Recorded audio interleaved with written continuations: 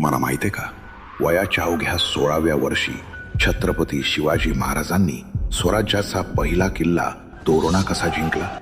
पुणे जवळच्या वेल्हे गावात बसलेला तोरणा किल्ला डोंगरदरी आणि कड्यांनी पूर्णपणे घेरलेला आहे.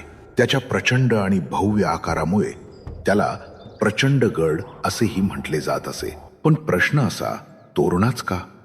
पहिलं कारण म्हणजे त्याचं स्ट्रॅटेजिक लोकेशन.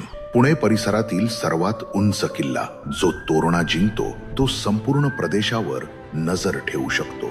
दुसरं कारण, कमकुवत आदिलशाही नियंत्रण.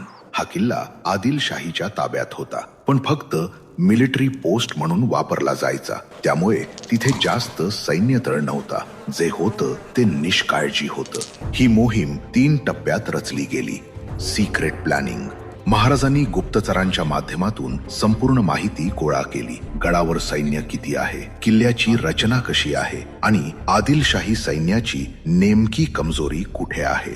निर्णय स्पष्ट होता, किल्ला शक्तीने नाही युक्तीने घ्यायचा. आणि इथेच सुरू झाला गनिमी काव्याची. गुप्तचरांनी कळवलं होतं, गडावर सैन्य कमी आणि निष्काळजी आहे. आदिलशहाला वाटत होतं त्यांच्या किल्ल्याकडे कोणी धाडस करून पाहणार नाही. पण हाच त्यांचा भ्रम ठरला आणि महाराजांची युक्ती कामाला आली. महाराजांनी मावळ्यांसह किल्ल्याकडे वाटचाल सुरू केली. निर्जन मार्गाने गडावर प्रवेश झाला.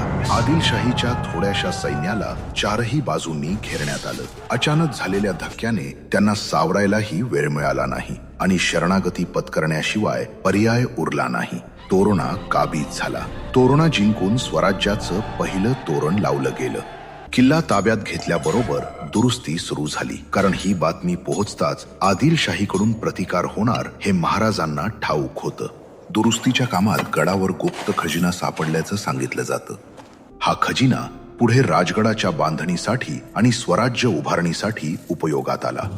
मोठ्या सल्तनतीशी लढण्यासाठी नेहमी मोठी फौज लागत नाही, लागतं ते धाडस. पण धाडस वेड नसावं, ते नियोजित असावं. आणि हेच आपल्याला महाराजांच्या प्रत्येक पावलात दिसतं.